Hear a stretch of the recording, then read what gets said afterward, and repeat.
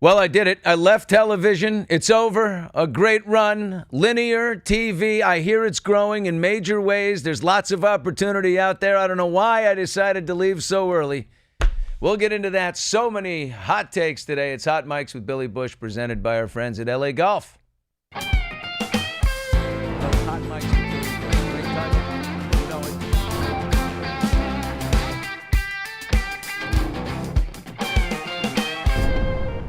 And we're live on TuneIn and YouTube. Well, it was my last day at work today on Extra, the entertainment television show that has been on for 64 years. Not really. 32 years? Maybe 31? I don't know. But it was my last day. Access Hollywood for many years. And that's it. So I'm done. And I walk away.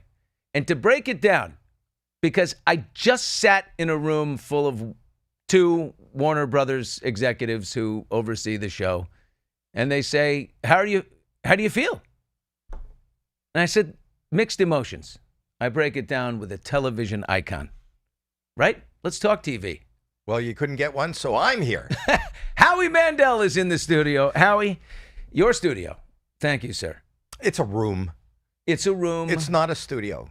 And the studio kind of exemplifies television. And can I just say, first of all, congratulations. Thank you, Howie. Congratulations for diving into this pool full on now, because it was like part-time there. That was a little extra, and this is a little extra. And I just want to say, and I'm not saying this because I'm kissing your ass, but I am saying this because I truly believe it. This is the place that you need to be. And I'm not talking about my room or doing. You need the freedom of, you just need freedom of being, to be authentic. Yeah. I cannot, knowing you, I don't know you that well. I don't really know you that well. I love you. But and for Hollywood knowing people, I would say pretty well. Okay, but here's what I do know. I do know that you're bright. I know that you're funny. I know that you have a heart. I know that you care. I know that you're passionate. There's no way you ever gave a shit about what somebody wore to a Lilo and Stitch premiere. Right? And so the truth is, here's a guy with all this acumen, and he is reading a teleprompter, which I don't think you write, right? They write it. Oh, I write. You write it too? Yeah, not in the last 2 months. I stopped writing. I said, just put anything in there. But you write what they tell you to write. You'll know what the movies are premiering. You'll know what this Hollywood gossip, and you'll know. And when I've been watching you do this, Hot Mics. There is a freedom and authenticity and passion that I have never seen from you on camera. And that is when you want to talk, when you are legitimately interested in the Karen Reed case and every aspect of it. And when you leave here and you're going to dinner with Alan Jackson and then you come and you talk about that is your life and that is real. And I think that jumps off this screen worldwide more than, when you, and I'm not knocking Extra, there's a place for it, a diminishing place for all these shows, a diminishing audience for all these shows. When somebody like you who has value in broadcasting, when you're passionate about something and you want to break it down, I want to hear what you have to say. And I don't know that you know it because you're late to the game, as you just pointed out, in digital. Your audience is growing by leaps and bounds like I have never seen any audience grow. My son, who works here, was also telling me, he started in YouTube. He turned me on to YouTube like 15 years ago, 16 years ago. And these people who are massive, like the Mr. Beasts and all of those, if you really look at their growth and how it wasn't even as fast as this, the audience, and it's because what comes through, if I want to click on anything about Karen Reed, if I want to click on anything about Blake Lively, if I want to click on anything about, Well, today, David Geffen getting shaken down. But to hear it from you without the restraint of what traditional television does, is the way we need to hear it. Right. We can't hear this scripted bullshit anymore. This is about engagement. And I think and I think Stephen Colbert is going through this right now. It's like the one-way, top-down, from on high transmission of a broadcast to someone where they can't participate in it or whatever. There'll be a place for really highly produced stuff like America's Got Talent. That's a big show. But communicating with people, it's about engagement, and but you can't do that on America's Got Talent has a fraction of the audience that it had when I joined them, and because and you have a fraction of the salary, which is what I do. What I was facing is a fraction going down and down. My point is, don't be the last guy at the party. For my thing, you don't want to still be there when there are no resources and you can't do the job that it used to be. And by the way, it used to be unbelievably fun. I have a tremendous amount of gratitude for the 15 years I did at Access Hollywood. I covered every Olympic Games around the world from 2004 through Rio 2016, every 2 years, winter and summer. The Tom Cruise's wedding in Rome, and the last interview with Michael Jackson in Ireland in this crazy little studio, recording studio 2 hours outside of Dublin. I had to be like blindfolded going to where he was on location. Some of the coolest stuff ever, and some fun award shows. But even in those moments, you were bootstrapped by whatever the confines of television was. When you broke the Ryan Lochte story. Yes. Brian Lochte? Ryan Lochte, the swimmer. Lochte, yeah, who was involved in some supposed criminal activity at the Olympics. You broke the story. The network wanted it to come from whoever their star was. Matt Lauer. So the point is, we want to see the guy who found it and what you think and what you know, whereas that is a very glossy packaged platform, and I don't think that's what people want to receive anymore. I don't think that's how they receive it. And right now, as you're speaking, the chat is blowing up here. Like, people are talking to you. I could see you on Extra and not talk to you. And people should know that as you are here listening to me, you're aware of what people are saying. If they have a point, you can answer them. If they're angry at you, it's right here. And the key is engagement and authenticity. And you have both. Thank you, Howie. You're such a great friend. I appreciate that. We started this new thing as of last week called Morning Mics. This is more fun than anything. 7 a.m. Pacific time, 10 Eastern. You turn it on. I go straight to the chat. I like to go around the world, see where people are coming from. Then we roll in funny things that happened the night before or whatever. You have a little coffee. You go through the newspaper together with people, and you talk to them. And weird shit starts to happen. And then one woman says she's a nun, and I say, "You're not a nun. Prove that you're a nun." And then she's trying to prove. And then someone's going on a vacation, and they said, "I heard that swingers leave a little upside-down pineapple outside their door." I said, "Well, do me a favor. Put an upside-down pineapple on your door at the cruise and let us know and come back to us." And now the community's involved, and everyone's waiting for Lori from Massachusetts to come back from her cruise so we can find out if, in fact, swingers knocked on her door. The craziest things happen out there. The villages? In Florida? Yeah. 150,000 older people but with that's STDs? Where they're older, but they have sex. They have sex. And they have sex. Loofahs, different colored loofahs are on their golf carts. I play there. Do you know that? And does that mean I'm available? Some says a certain color means you're available. A certain color means that you want to watch. A certain color means that you're swinger. A swinger. It's the most amazing. I wanted to do a reality show about it. Why don't we? They said no. So now what I want to do with you is I want to do a roller derby league. And we're going to do it. We have big ideas. We didn't have time. What percentage on Extra, I'm not knocking it, but just on TV, what percentage of your broadcast were you personally truly interested in? The last 30 seconds, where I would share a snippet, and literally they would say, "You have 36 seconds today." That's how much time we have in the end of the show because it's timed out for the affiliates and the advertisers. And, the whole thing's about 21 minutes long when you take the commercials out.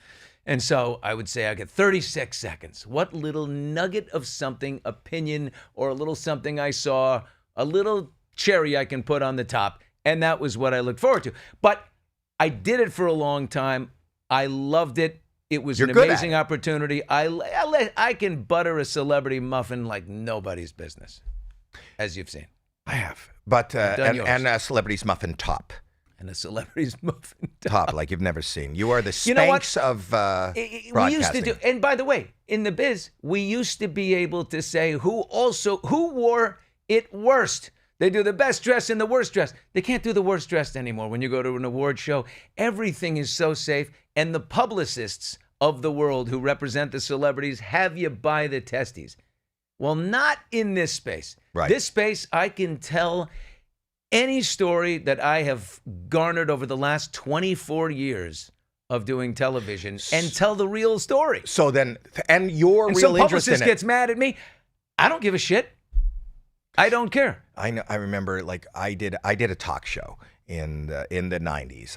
I did a daytime talk show, the Howie Mandel. I remember. Okay, and I didn't know that world, and we had to go and take out for dinner. We had to, at the Palm, we took out every publicist and agent before we launched, right? Because you got to schmooze them.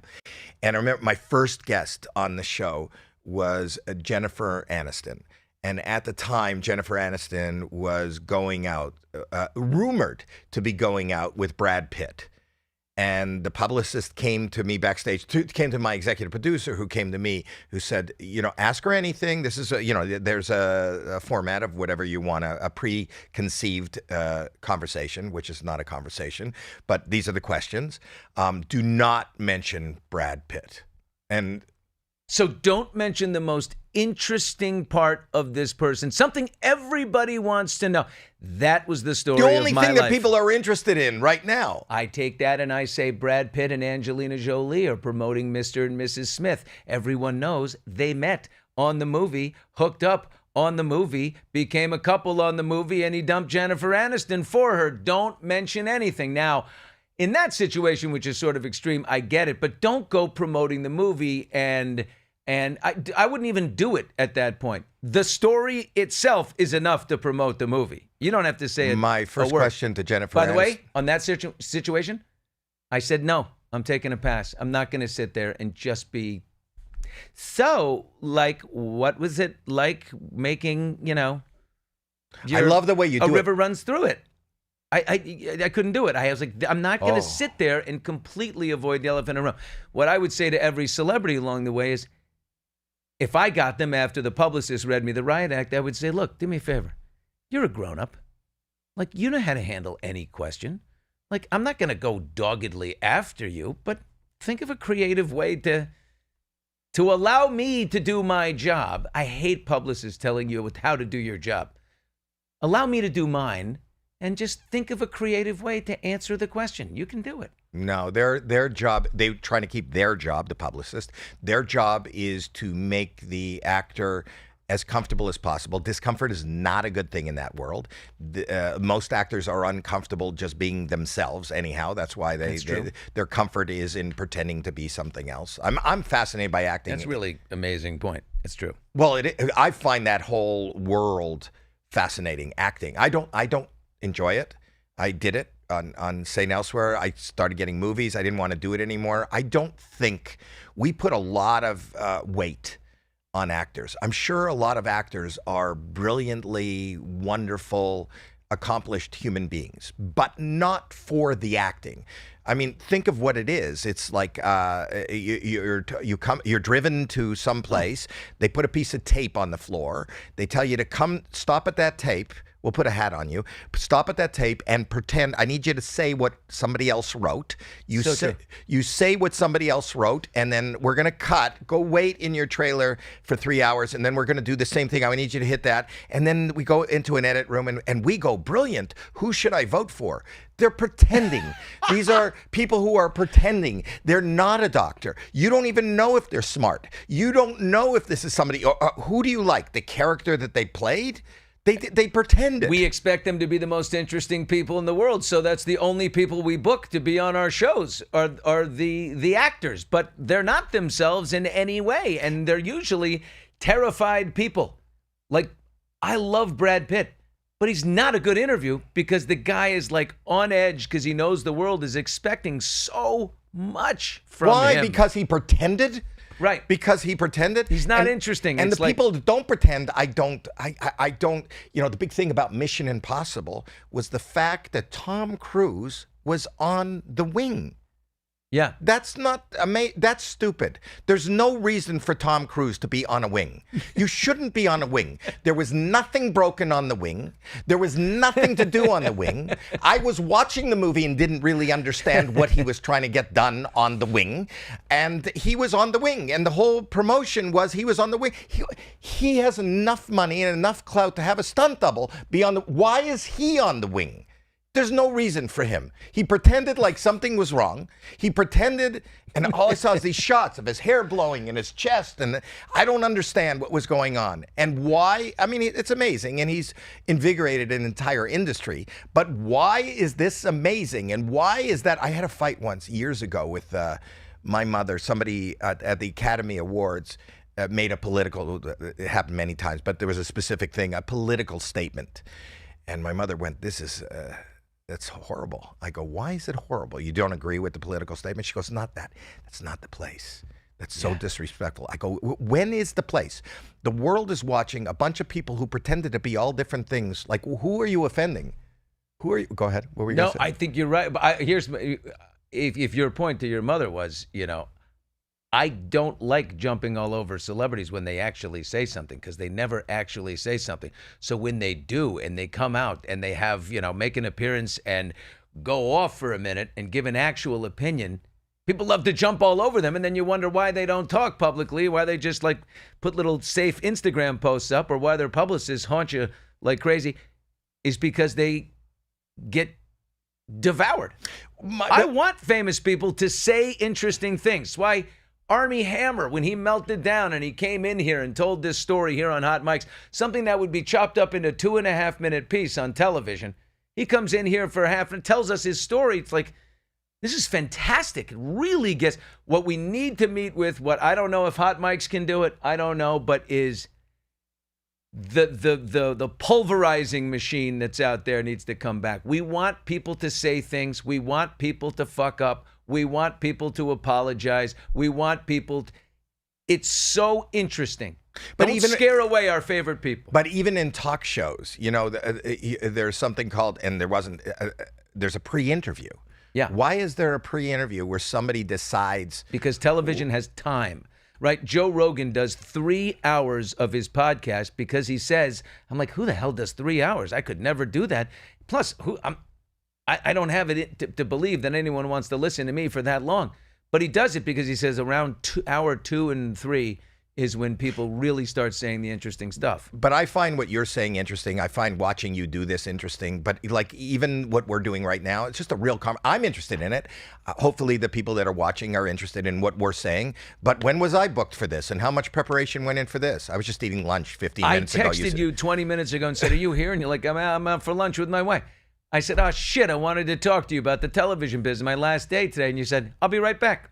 Yeah. Howie Mandel comes right back. His beautiful wife, Terry, of 46 years, literally had a bite of salad she was about to take. She dropped her fork, comes back here I with would show Howie. up for you anytime, buddy. But the truth of the matter is authenticity. I was just talking to somebody about this morning. I did a show because I worked with Scheana Osbourne before, and we were talking about Ozzy Osbourne. And the beauty of Ozzy Osbourne, I think that not only did he launch, a music career and a music style that, heavy metal, but they launched reality TV. And what they launched is they were the first people that were on TV that were legitimately authentic. Yeah. And even in the best and the worst ways, 2002 was that show. Right. Ozzy's not an actor. Sharon's not an actor. The Osbournes aren't actors. It was like a big thing that they used language. That's how he talked, and he grew up in the streets. He was bullied. He was illiterate when he left school. But what was great and what was real and what was authentic is underlying that whole thing and right to the very end. And I talked about that. My heart is broken for Sharon and that family was the love, the commitment, and the respect for family and each other. Yeah. And that was the underlying thing. Right now, we look on these big network shows, even on reality TV, they're somewhat scripted, somewhat produced, and they look for things that are just clickbait and bad behavior. What's great about what you're doing right here and what Hot Mics is, you're not going to hear anything you're not interested in. And we want to know, we want to engage with you. We want to hear what you're interested in. And I want to even debate you. I want to not agree with you and have a viable conversation and maybe convince you that you're wrong. And I'm not talking about me sitting here. I'm talking about when I watch you, I'll get on the chat. And I know I'm seeing all the people You're a sitting great troll. here. I am a good troll. But I know that you got Steve here and all these people who are watching the chat right now. And if somebody has something that they really need to get to hear or see or a disagreement, you'll engage them. And you could never do that on Extra. Are you disengaged with me right now? No, I'm looking at the chat. It's so interesting. I can't get it up, but I got a guy in there who's looking at it. There is a guy who will tell you if somebody is saying anything that really needs to be addressed right now. But the point is, this medium is watching the audience. Yeah. This medium, you're not doing a TV show. You're talking to people. And that's what the internet, that's what YouTube gives you. You're talking to people. And we were never doing that before. You were performing, informing, and being a spokesmodel for whatever somebody told you to talk about. That's right.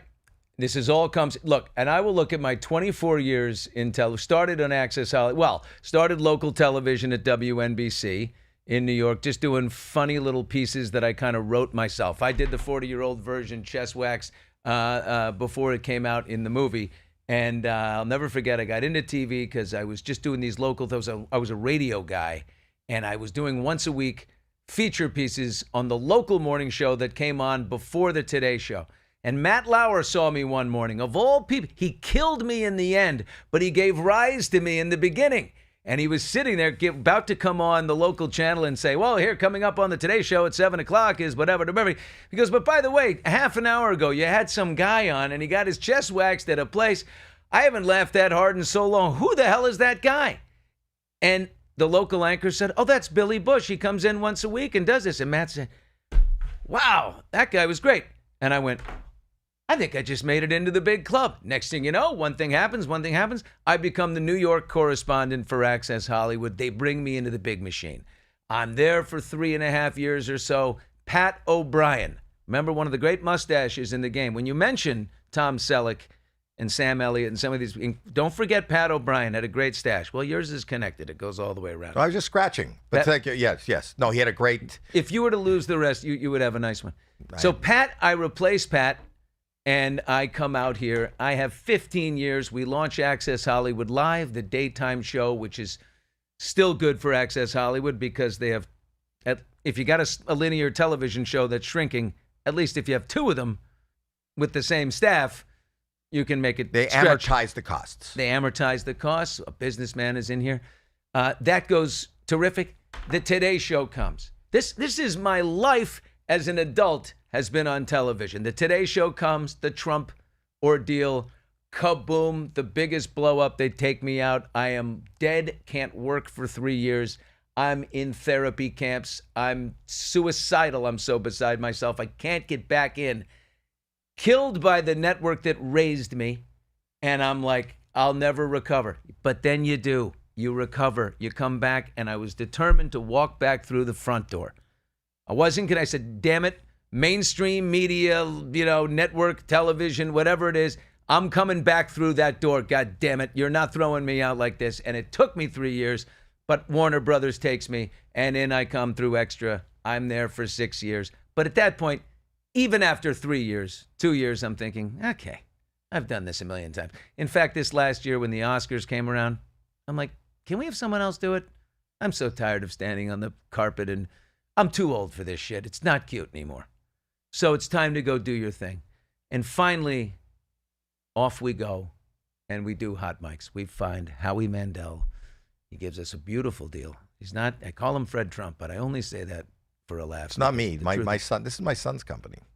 Yeah, I know, but you're looking at the checks. How much are we getting from Bush? I don't make a penny. Your from son you. is a terrific guy, Alex. He's This is all the of one his that taught crew in me there. about this. And I'm going to say, I want to give you a little pep rally as you embark, and this being your full-fledged dive into it, and only this. Don't ever get discouraged. I'm telling you, because I've been through this for the last couple of years. The numbers sometimes don't compare to the numbers that you and I have seen on network TV. And some things are big even now on hot mics, and some things you're like, that didn't work. Oh no, I'll have like a viral thing when I did Scandival and Tom Sandoval was on, and that one hit millions. And then next week I have somebody on and I have 5,000. And I'm looking at my son and I go, 5,000? 5,000? I've been on television for 40 years, and that goes, don't worry, it is ups and downs, and don't look at the money, because what it is, it's just a game of just punching and punching and punching. And what you have to do in this world is just enjoy. Just think about what you're talking about, think about who you're talking to, and think about that audience. And whether that audience is 50 online right now, or 5 million online, or 50 million, and that'll change, and it'll go up and down, and people will get mad, and people enjoy you. That's this game. It's a rock'em sock'em robot kind of. But it's scary, Howie. It's scary because I'm walking away from a safe check. Although if I had stayed at Extra, it would have been half of what was already a third of what, was at the Today Show. The problem is that's not a problem. But I got bills, I got things, but I'm scared. There's that scary part of it, but that's what's been keeping me from jumping off the damn ledge and going for it. But we come from and everybody faces that in their life. Yeah. Everybody has something. I'm scared. I'm going to stay in this safe little place because that's my real dream over there, but I'm afraid it might not work, or it might not. That negative voice gets going, and so you peel back and you don't do it. But your kids are grown. Your kids are eating. My kids are making money on their own. They're doing things that aren't. Your kids are brilliant. But they're making money on their own. The point is, like, even when I bought this building, I had friends around me going, "What are you sinking your money into? What are you going to do?" I go, "I don't know. I'm just having fun. It could be something. I never dreamed that one day I'd be sitting here and it would be a production. I didn't know what it was. I just had a feeling like I should do it. I love that. You do things in the moment that you're passionate about, because the only thing you have is right now, and you can't. I could look at the fact that you and I come from, I'm older than you, but we come from a generation where if you get a job and somebody hires you and you're still at that job, your value goes up, up, up, up. Well, the fact is, where you and I used to work, and I still work in television, the value of television is down, down, down, down. In fact, television is able to stay on the air. AGT probably makes a ton of its money. We do 1 billion clicks a year on YouTube. You know, all those YouTubes internationally. And you know that James Corden stayed on years longer than he should have because of carpool karaoke. That's why Jimmy Fallon has got 32, his YouTube business. He's the last rated of the late night show. He's the Tonight Show, the venerable Tonight Show, legendary Tonight Show with Johnny Carson, which was the only late night show, is now the bottom rated one. But on YouTube, the silly things that Jimmy does go a long way. He's got a huge digital business. Whereas Stephen Colbert, who was losing 40 million, all those shows are losing a lot of money, doesn't have a huge digital presence. So it makes sense that they want to just cut that cord, Trump says today, he says, I'm hearing from the word is, and it's a very, very good word. It's a very good word that Jimmy Fallon and Jimmy Kimmel are next. That's what I'm hearing. There is absolutely no truth to that. There's no word to that. But eventually, they'll all go away. That's but the truth. He's just, can you imagine, a commander he's just stirring up shit on his phone. But he has fun doing that. He has so much fun. He loves that you're mentioning it, and he loves that it's being echoed over and over again. But that's the world we're in. That's his authenticity. He knows that he can just X something or truth something, and then boom, it's on and that's the way to do it. And something could happen here. You could bring somebody in. You could talk to them. They're in the middle of, it's Ryan Reynolds comes in, and then that thing explodes, and everybody's talking about what I saw on Hot Mics. Shannon Sharp built an amazing YouTube digital platform based on one interview. One interview. But boom, you don't know. But I do love those mornings where you wake up and you go, wait, so-and-so has a huge movie out. We had a great conversation for an hour, and there's 8,000 views, and that's it? You're like, that's what I'm saying. Is it me? Is it that? I don't know. You start second-guessing yourself. But let me just say something. That 8,000 views lives for eternity online. And that piece of material, it's 8,000 views when you're looking at it. 3 years from now, something could happen in the world, that revolve, and they go, you know what? There's a Billy Bush interview from that guy, and then all of a sudden that goes viral. Remember when he said that? It's so true. It's not about instant gratification. The instant gratification is having this moment. Create the content you like. Create the content that means something to you. Who knows what happens out there, but don't even, just let it go. But don't look at that 8,000 and go, oh, shit, what am I doing here? I used to be on TV. Millions of people were watching me every day. And not to I be used morbid. to get a check like this. I don't care. And there's other ways. And you will find them. There's other ways. It's not about money. Don't be driven about money. At this point in your life, don't let money drive you. Don't let profit drive you. It's nice, but don't. No. And, well, it's not driving me now. So. But the truth of the matter is, at this point in my career, and I'm still on a network show, it's not really driving me either, because I will lend myself. I'm doing what I love you. I showed up and drove back here. I'll sit here as long as you want to, and I'm not getting paid. And this is more fun than a lot of the things that people write me big checks for. Same. Because this is fun. This is good. This is what I'm passionate about. But you're very good at getting checks for things that again, you have a shampoo commercial on your podcast, and I don't.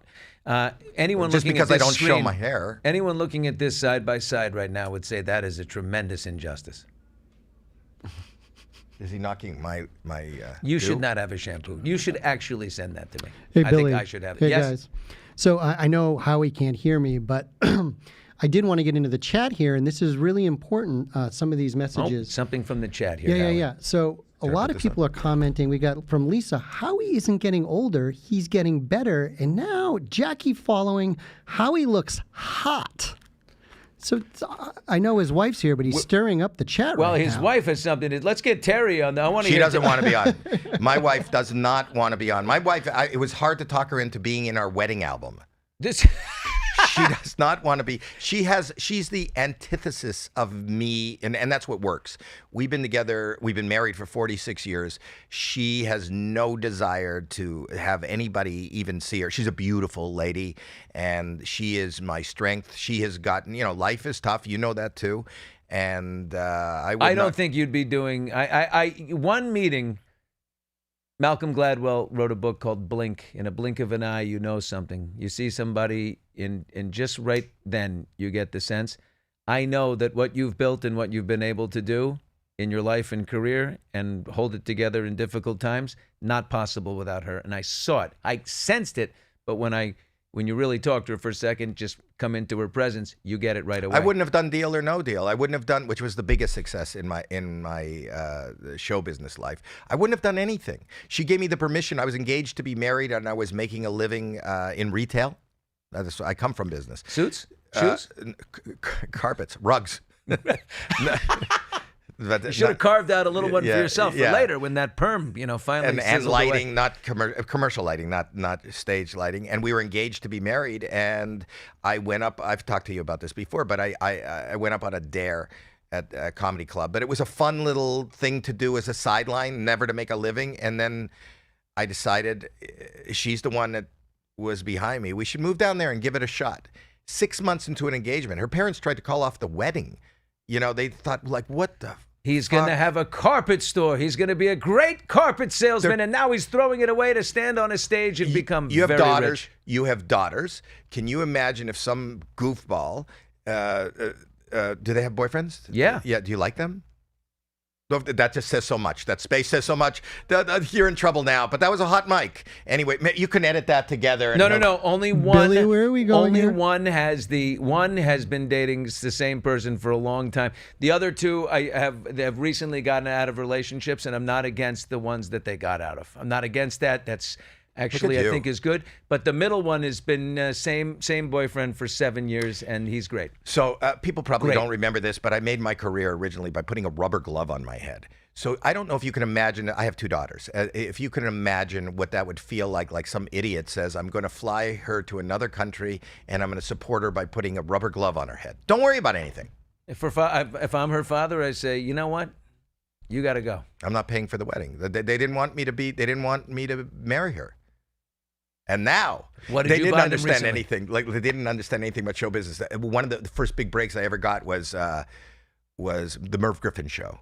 Did I tell you this story before? I did the Merv Griffin show, which is an old-time talk show, and I'm on and it was big news. I called everybody back in Canada. You got to watch it. I'm going to be on national TV. I'm going to be on the Merv Griffin show, and I did it. And my parents called, and everybody who ever knew me and everybody who ever knew Terry called us. And then I kept saying to her, did your parents call? No, they didn't call. And then the next day, did your parents call? They didn't call. And then I said, well, call them. Did they not watch? That's huge. It's Merv Griffin. It's Merv fucking Griffin. Ooh. He always showed the lining of his jackets. But anyway, she calls them and she goes, Mom, Dad, did you see Howie on the TV? And they go, yeah, what happened? They go, what do you mean? She goes, what do you mean? What happened?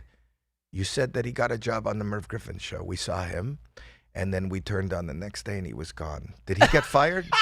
So they never understood how show business worked. They were so worried about their daughter. He will not be right back. That's a great, by the way, if you ever go into the Forest Lawn, the funeral home here in Westwood, part of Los Angeles, Merv Griffin's tombstone says, I will not be right back. Is that what it says? Yeah. One of the great epitaphs right there. I love Merv. Anyway, Howie, you're a beautiful man. We're going to rip through some hot mics, hot takes. Please sit if you want to enjoy, because David Geffen, I mean, what a shakedown. David Geffen, 82 years old, music and film mogul extraordinaire, a gay man, Dream Records. Was once married to Cher. Once married to Cher, and that's what did it. Asylum Records, Geffen Records, the guy's made $9 billion. He marries David Armstrong, a.k.a. Donovan Michaels. Well, if you're David Armstrong and you become Donovan Michaels already, that's fraudulent. Known to only date women before David Geffen, says an ex-girlfriend. So talk about opportunity. Fame chaser. No prenup at all. David Geffen. Now, there's many different types of intelligence in the world, and David definitely has business acumen and maybe some physical intelligence. Emotional intelligence, he does not. The guy's 32, Jesus Christ. So Geffen files for divorce May 16th, irreconcilable differences. Date of separation February. California law provides spousal support for 1 year, half the length of the marriage, so which has only been 2 years. His net worth $9 billion, all separate property for him. David is covering Boy Wonder's legal fees, and guess who is now representing Boy Wonder? Donovan. I don't know how he's got the time. Baldoni's lawyer, Brian Friedman, who we've had on Hot Mics. Brian Friedman is representing, and I texted Brian, he's not answered me, but he's representing Boy Wonder in the shakedown of David Geffen, who's got the legendary Laura Wasser. What's the case? How can Brian Friedman? But the thing is, look, they want full forensic accounting of Geffen's assets, but it doesn't matter. Geffen hasn't really worked in years, and not during this marriage. This is all private property, and that, of course, stays with him. So he gets spousal support for 1 year. That's it. But David will likely strike the guy a check for $50 million, let's say, when you got $9 billion. Here, go. Why irritate him by hiring the pitbull lawyer Brian Friedman? I love Brian. I don't want to take food out of his mouth, but don't go in there and piss off Geffen, because every dollar you get is going to be out of the goodness of his heart, who is, by the way, according to many sources, heartbroken over his 50 years younger boyfriend. In my reading. Whom he met on seekingarrangement.com, and the first date was a $10,000. So what is that? What's that? What was that? That's two people coming together, Howie. No, it's well. I don't know if they. I think it's like this. You got to turn this around, right? But anyway, so if it's $10,000 for that first rendezvous. So maybe he's going to charge him for all the other ones that he didn't get paid for. He's a former go-go dancer. He was promised, he says, now this is what they're going to go in there. Friedman's going to go in and say, look, he was promised a lifelong support, shared earnings. There are claims of manipulation and emotional coercion into marriage. This is all a giant stretch. This is all a stretch. David Geffen coerced you into marrying him. He says he was treated like a prop in Geffen's social image. Basically, hidden history of promised support that Geffen reneged on. Wow. It's the typical love story. You just broke his heart. A young, sexy man, you broke his heart. He loved Donovan, who an investigation will reveal was a party animal. And turns always out taken off to Vegas and you know, probably not exclusive to David when David thought he was. David wanted him to convert, and he didn't want to be circumcised. That's your sources. That's what I hear. Is that true? Did somebody else hear that? That's not true. Okay. Anyway, I just think the guy will get more money if you don't have Brian Friedman, and I don't want to hurt Brian Friedman, but I mean, he's got a lot of money. I wouldn't irritate David Geffen. I'd have my hand out. It kind of besmirches. I said, I'll give Brian you one Friedman. for the road. I'll give you one for the road. If you give me a nice little, give me that $50 million, I'll give you another.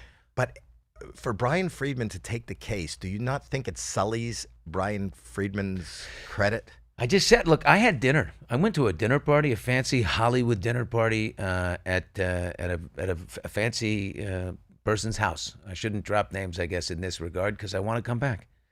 And Geffen was there with Donovan. And Donovan was wearing, I'm not kidding, a mesh tank top. He's wearing one right here in this picture. Is he? Put up that picture The again. black mesh tank top? Put up the picture. Oh, he was wearing that at dinner, but without the jacket. Do you see it? No. Put Did up you that have the picture picture? that you had. The original picture that you just put up with David. Isn't Oh, that that's it. Yeah. That's the black mesh. Yeah. Oh, so that's his look. Yeah, they were sitting there. By the way, the guy, he was having the time of his life, chit-chatty, running the show. David was very much in love. So the funny is that the description of his shirt is the same wherever he goes. That's his look. That's A his black signature mesh. look. Have you ever worn a black mesh T-shirt? You know, I haven't. Where do people get that? Where do you get that? I don't know. If I had a body like him, maybe I would, but I don't. He swims in it, and dolphins get caught. Thank you. Oh, wow. I just got a message in my ear, too, that your producer said, please let Howie go. Howie's wife is very hungry. No, it's okay. It's okay. Please let me go. Now, I don't know if I'm being admonished for being... I was helping No, Howie you're not out. helping. I was Steve, helping that's Steve. Howie out. That's the producer who said, get him out of there. All right, fine. In Howie got the Hot hook. mics. I got Howie that got right the here. hook. This doesn't happen on regular television. So not true. This wouldn't happen on Extra. You wouldn't see this on Extra. We have a walkout. Fine, I'll leave. I'm your Dana White. I had Dana White walk out on me. You're my everything, Howie. Love you, buddy. Unbelievable. All right, here's what we're going to do. We got more hot mics, hot takes in a second, but let's be back in 30 seconds. Shall we take a break? I got to hug Howie. Welcome to LA Golf. You guys ready for the tour? We're the only golf company that manufactures its clubs here in the United States. All LA Golf drivers are built right here. I'm very excited for today's production. It's going to be 4 left. Anybody hungry? So does he work here? Work here? He lives here. And welcome back to Hot Mics. Bryson DeChambeau there in Happy Gilmore 2, which is out on Friday. Looking forward to that. All right, Hot Mics, hot takes. Trump's social media team striking again with another AI photo. Trump loves the AI images. He can't keep himself off of ChatGPT. This one's an image of Obama in jail wearing an orange jumpsuit. Trump continues to desperately wag the dog. It's tired. It's boring. Frankly, it's exhausting. There's Obama getting arrested. He's got him in the orange jumpsuit, the whole thing. But it's all wag the dog. His base, including MAGA heavies like Marjorie Taylor Greene. And when you lose Marjorie Taylor Greene, you are really at a loss. Tucker, not MAGA, but vocal Candace Owens, they all keep calling for Trump to deliver on his promise to release the Jeffrey Epstein files. Trump is doing everything he can to distract from that mission.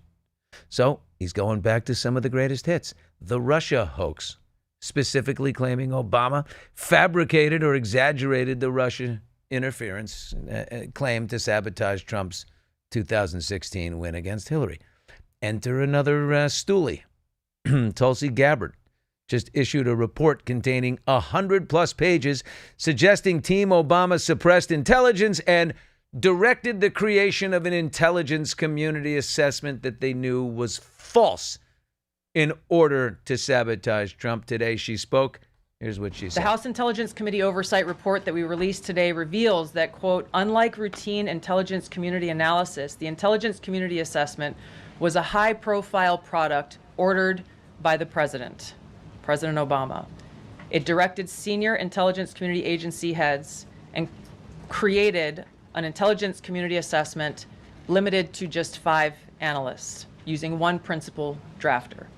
This is not something that occurs in the normal path of producing an intelligence community assessment that reflects the views. I mean, is this just ridiculous? Community. You're in the middle of this, the demands for the Epstein files, and all of a sudden we're launching something on Obama. This is more obvious than launching missiles into Afghanistan. In typical, if not totally predictable fashion, Trump just adorns his shiny object of distraction with calls for Obama to be prosecuted, imprisoned, all the blah, blah, blah. Come on. But Obama bit and responded. He called it outrageous and a distraction, which it definitely is, right? But can two things be true? I mean, I don't know what his involvement was, but that was 2016, and everyone in the world is tired as hell of hearing about Russia. Back to Epstein, right? I mean, if MAGA lets him off the hook here, they've lost the middle of the country, that independent vote entirely, along with the identity and soul of MAGA, which I believe has, is built upon a real foundation of getting to what they believe is, a deep state conspiracies against Republicans, all held by Democrats. That's what they believe. So you have to deliver on Epstein. Russia tried to influence opinions, but we're not responsible for any fraudulent votes. I mean, Little Marco was the chair of the Senate Intelligence Committee at the time, and he signed off on the whole thing. Okay, so let's get back to Pedo Island here, okay? Where are the Epstein files? Will anyone risk access and power to do the right thing? I have some faith in one man, Dan Bongino. Some. It's a massive mountain to climb, but he may possibly be the guy. He's on the inside. He definitely did some major ass kissing to get there, but, hey, we all have. But he did so believing that there were honorable goals and ends where they aligned, right? His mistake, there is no honor, no code, and now no ends. The deep state secrecy which holds our government hostage will not be exposed as promised. What are you going to do? Bongino. Now, Trump is trying to overwhelm this groundswell of anger within MAGA with his own generated distractions, like jailing Obama and other things. Will it be enough?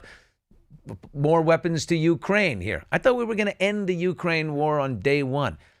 Will all this be enough for Bongino, Kash Patel to save face?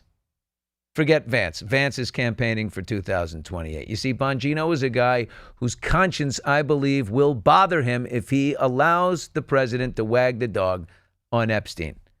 On the campaign trail, Trump said he would unseal the files. He said it. Don Jr. railed away like Stalin about it from the stage. Patel, J.D. Vance, Bongino, they're all calling it out, declaring change was on the way. Finally, if the MAGA base has a deeply held uniting belief, we've said it, it is that no more corruption from the deep state Democrats. Most recently, Trump has been lashing out at his supporters for buying the latest Democrat-fueled hoax, which is a reliable scapegoat. He's gone to that well many times with success.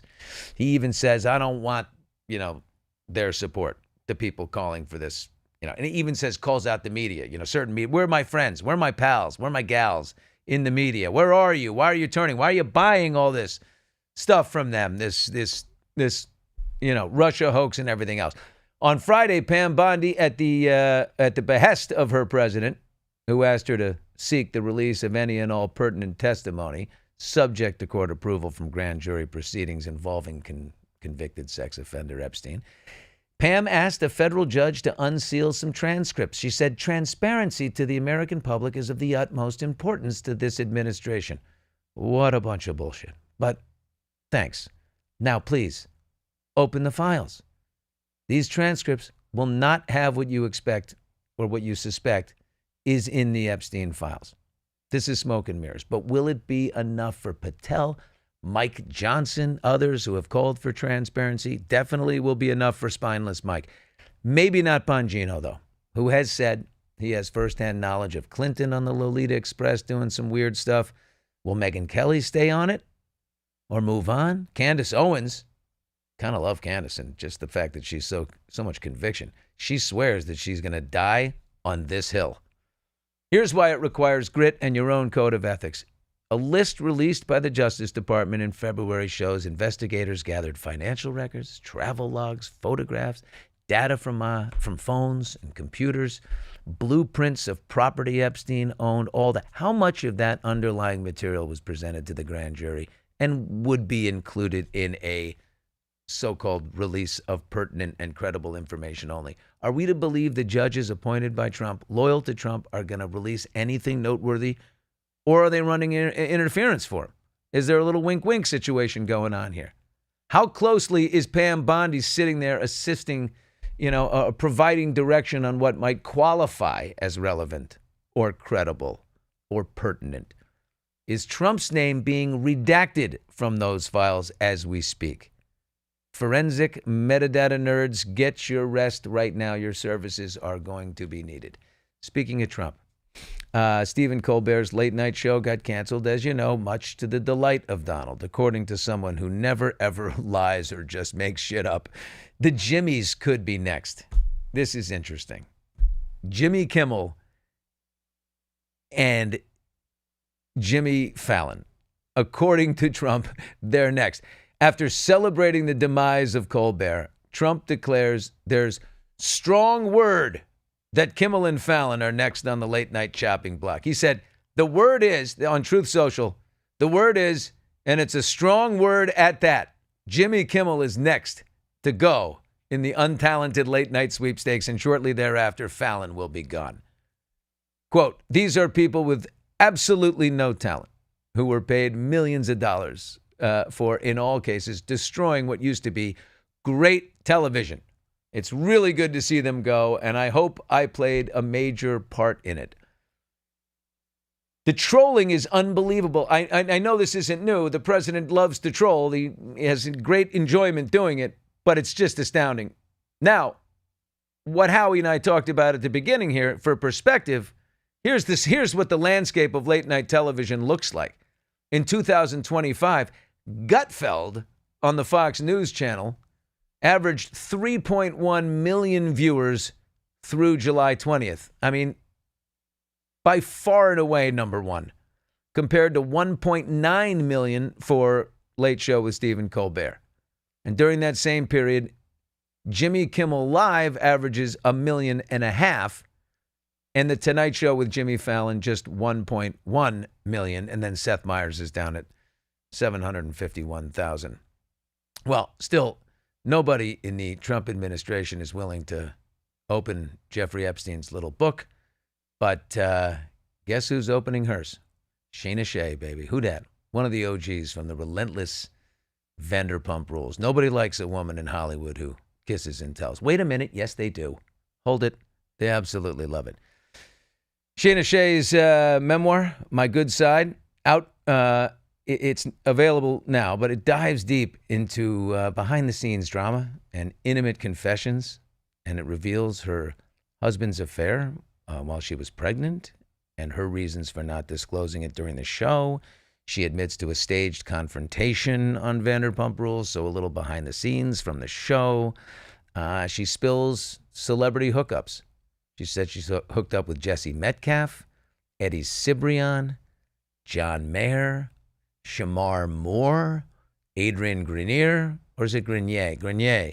J.C. Chazet, Grenier, and others.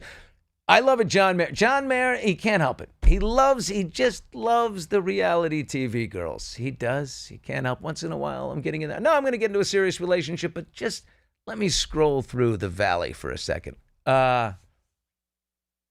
Anyway, I know all those guys, but I didn't text one of them. I just feel like they don't want to hear that. Okay, this is the best thing. I was out with my daughters the other night, and we all met. Zach Brown did a pop-up concert in Hollywood. It was kind of awesome at a place called Desert 5, and they announced it just 4 hours before he performed. I guess he was taping with Kimmel that day. Snoop Dogg did a surprise appearance, came up. It was just 100 people, and it was unbelievable. But my daughters are all going in different directions afterwards, and I had to put them in separate Ubers.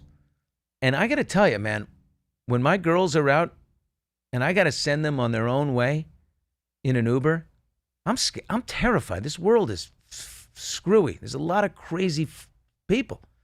So Uber is set to begin piloting a program next month in Los Angeles, in San Francisco, and Detroit that allows women to request female drivers and passengers. Users are not guaranteed the preference, but their odds will increase. If I'm Lyft, you should have beaten them to this punch. Guarantee it. Guarantee a female driver every time. It's astonishing to me, given the amount of creeps in the world, that a woman, especially one out and maybe a little buzzed on a Saturday night or something, would get in a car with a dude she's never met. That ship sailed. My daughters get free Uber Black from me if they are out. I know a woman who was assaulted by an Uber driver, and I don't mean to put anything on Uber. I mean, terrible things happen in every corner. In every industry, in every walk, terrible things happen. But, I also say, like, for my daughter, I don't trust a male massage guy. I'm going to say it. I don't. If I don't have absolute fact, if I don't know he's gay, there's no chance. Because I know that how men, we all know how men think. If a beautiful lady is lying there in a towel in front of you, you're not going to, I'm so committed to my craft of massage that not one thought pops in their head. No. Some guys are better than others for sure, but no guy is immune to that. So I just think that is a good thing. There's some businesses, by the way, doing it. A couple of little companies who are regional have all female drivers. I think it's a really good idea. All right. Great thing about being here at Howie Mandel's studio. Howie Mandel being my landlord. Like I told you, Howie's out in the hallway. He kind of bumps in. We have a conversation. There's often some great people milling about. Well, guess what? I saw someone I love outside the studio a second ago. He's a legend. And we're going to bring him in here next. Hot Mics with Billy Bush, presented by LA Golf, back in 30. Welcome to LA Golf. You guys ready for the tour? We're the only golf company that manufactures its clubs here in the United States. All LA Golf drivers are built right here. I'm very excited for today's production. It's going to be 4 left. Anybody hungry? So does he work here? Work here? He lives here. The mics have never been hotter. They're about to get so hot. The legendary, okay, reveal him. Oh, Bill Shatner. Oh, God, do I love you. I haven't seen you in Billy, so... Oh, God. Billy, you're one of these terrific guys, and life is haphazard. Yeah. Life, you don't know whether you're going to slip on a banana peel just getting out of bed, right? Yeah. Especially if you've had a banana the night before and just tossed the peel. Yeah. Then you have an inclination. You don't know what's going to happen in life. I know. You could be on top of the world and get hit by a car. And that's what your life has been. But it was an open thing. Like my God, the guy's got everything. He's got the looks. He's got the money. He's got the job. He's got the... He was about to get the money.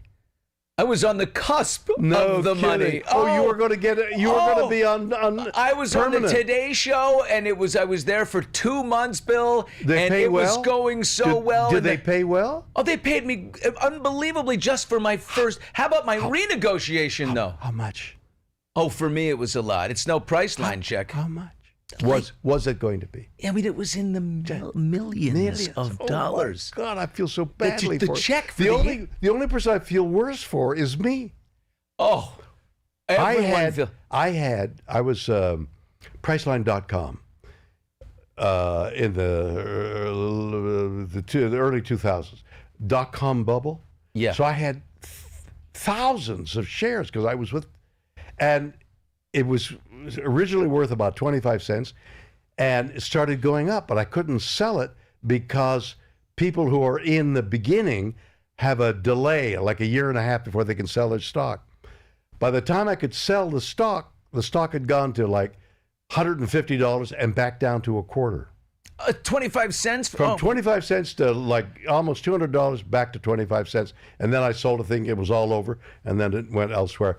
But the grasp, your fingers are slipping on the cliffside. The internet says that you made about $600 million on Priceline. I would have. You would have. Yeah, right. Well, how much did you make? Did you make 25 cents times 2,000 or 3,000? It was. You didn't make shit.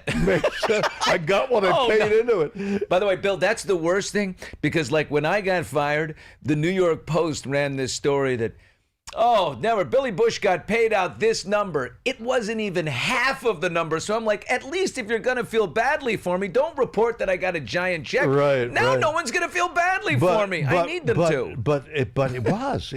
The circumstances were so...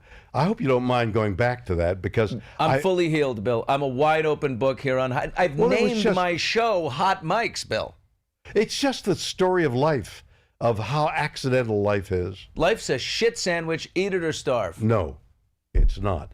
Life is beautiful if you make it. So that you've taken that terrible thing that happened to you, and you look great, you got your health, you got a job, you're working, you're going to only do better from here on in, and it's fabulous. Yeah. That's the way the cookie crumbles. You know what? I say life is miraculous, and it is equally, the good things can happen all of a sudden, and so can the bad. Absolutely. So we need to think like Stoic philosophers. We need to have a higher elevation, and you can't control events. You can only control how you react or respond to them. And if you think that everything is an experience, as bad as that was, and how humiliated you must have been, the fact, it's just another color in your character, another color in your life story. And if you could think of it that way, that the good is part of the life story as well as the bad, it gives it a viewpoint, gives it a distance. The Priceline thing is like an annoying thing. You must have been frustrated by it. But is there anything like terrible that's ever happened to you? Because you're sitting in front of me, Bill. You're 94 years old. Yeah. How is that possible that you are so sharp and in great shape at 94 years old? I don't know. It's got to be genetic. I don't drink. Did you used to drink? No, not even. I sip a wine, and I don't even do that now. And don't smoke, and I'm healthy. Did you ever smoke?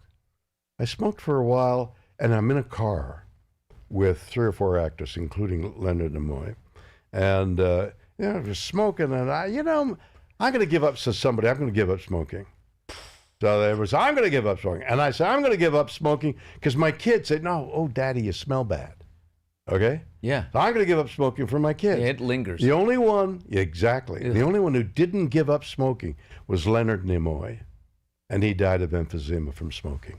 And he kept going. So you smoked from what, like an early 50, 10 years? I don't even know. No.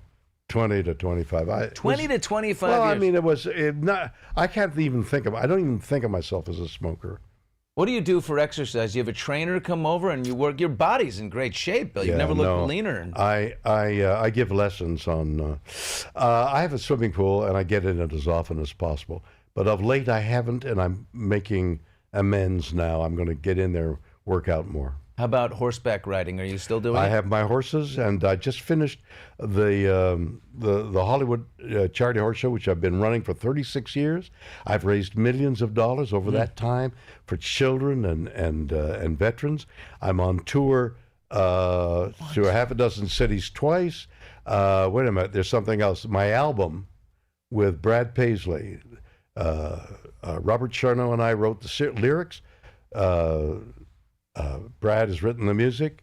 It'll be out in the near future. Can you give me a little taste? Can you hum me a bar? Do you remember? Oh, I love it. Doesn't that sound great? Yeah, that's well, it's different. Appealing to the ear. Don't peel your ear; it'll come off. I mean, you've won Grammys as a spoken word, have you not? Yeah, I've done everything. You've done everything. I ask you this: if aliens came down to Earth and said, "Show us to your leader," would you step forward and lead the negotiations for us? Hell no. I think you should. I'd ask them, "Are you carbon-based?" Yeah. Then I could understand you. They're out there, man. They're out there. You, before the ladies went up on the Blue Origin. I did. You have been to that beautiful... I've been up in space. Outer I've been space. down. I fed sharks last year. I was with 18-foot leopard tiger sharks. I'm telling you, there's stuff out there for everybody. For everybody, the adventure of life is there for everybody. Tell people who want to live to 94 and be as sharp and funny and engaging as you. Get my mother and father's semen and eggs. Yeah. Oh, Bill, I love you so much. This is like Billy, unbelievable. we don't know each other much, but I have such an affection for you. I feel like you sat on my lap at the Golden Globes one year. You won. You came backstage after winning the Globe, and you sat on my lap and you kissed. Or was it the Emmys? One of the two. And you kissed me right there, and you just grabbed my cheeks. And we were on live television, and it's the only man I've ever kissed. And I just couldn't kiss any more after that. And I feel the same. Yeah, very special man. Thank you, my dear. Oh my God, I just looking at you, and I say, there goes one of the great ones, one of the great icons of all time, Bill Shatner. Thank you so much. Welcome to LA Golf. You guys ready for the tour? We're the only golf company that manufactures its clubs here in the United States. All LA Golf drivers are built right here.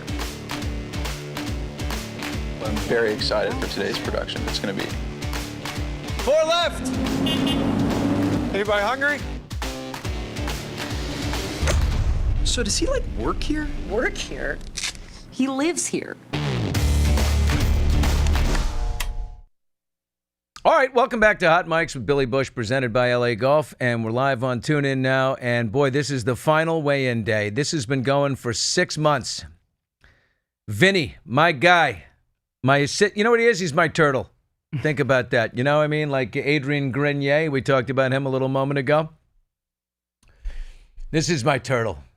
He drives, he gambles, he procures, the stuff. He's here.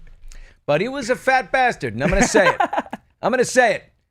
6 months ago, I offered him $5K if he could lose 50 pounds. Larry, oh my God, that's what we were looking at. If he could lose 50 pounds in 6 months, he started at 267 pounds. Now, I was not a math major, but we got to be at 217 in order for there to be a dance. At 5'7", we should be. By the way, keep going. You're 5'7". You're a short king. I'm gonna keep going. Yeah. You can't be toting around. Am I getting up? It's got to be live, baby. Okay. It's got to be live. The guys are in here. We got Seth. We got Alex. Here they go. They're moving the camera around. This is fantastic. By the way, I'm eating a piece of pizza right here. Yeah. I got a pizza out there for you just to celebrate. Oh, Vinny, are you? Oh my God, I gotta see this. Oh my God, here we go. This is incredible. Okay. Ready? Okay. Let's see what's going on here. Woo! Here we go. Woohoo! Oh my God. What does it say? What does it say? What does it say? Oh shit. Is it there? Yeah, 210.2. 210! Oh my God, he blew past the mark by 7 pounds. No, I'm gonna be honest. I think it's because it's on the carpet. What? I think it's because it's on the carpet. Take it out in the hallway right now. I'm That's trying to be real. You know what I that's mean? an unbelief. He said the reason why it might be because it was I'm out. not 210. That's for damn sure. You're not 210. All right, put it on the thing. We'll I take. do appreciate the honesty. Alex, we need you to Yeah, go out appreciate there the and honesty. monitor Vinny right now. He cannot be on his own. Alex, you have to be honest here.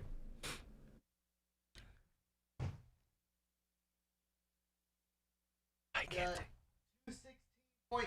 Holy shit, 216. He makes 51 pounds.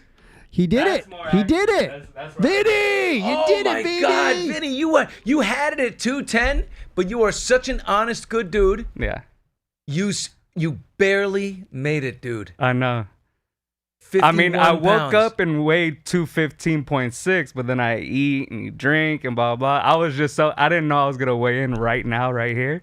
And I'm like, oh, I shouldn't have had that pizza. You were thinking we were going to take the tape. See, what I did to you, Yeah. there's a little bit of a video we rolled this morning to weigh you in, and then I thought you'd go wild a little bit. But, you know, I'm not, like, super excited to part with 5 Gs. So Yeah. I said, you know what?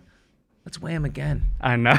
Let's weigh him again. Look, I really do appreciate it, man. As you know, what's happening at Extra for myself, this is really going to come in handy. And I appreciate the motivation, too.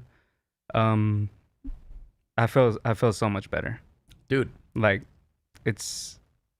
I'm very happy I did this. And I'm going to keep going, definitely. I'm only 5'7", like you said. And I'm trying to get to like 185, but really start hitting the gym, cutting up, feeling good. Getting carved. Yeah. You're so handsome. Thank you. And the ladies, your personality. See, the ladies just take the women to take to you. They just Look, I'm adore gonna you. start getting red. It's true. I mean, I've said this before. You know, Vinny's cubicle outside my office, believe me. They're not coming in to sit around on my couch. They're sitting right there, gathered around Vinny's table. Oh, Vinny.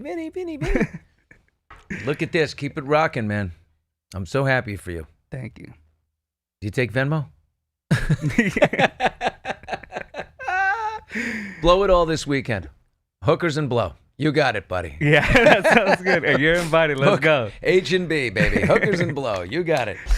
I love you, pal. There it is. That's it. What a great way to end this week of Hot Mics. Vinny goes to 51 bills. He makes the mark a success. And that's it for Hot Mics with Billy Bush, presented by LA Golf. Take your swing to the next level, and we'll see you next time. My man.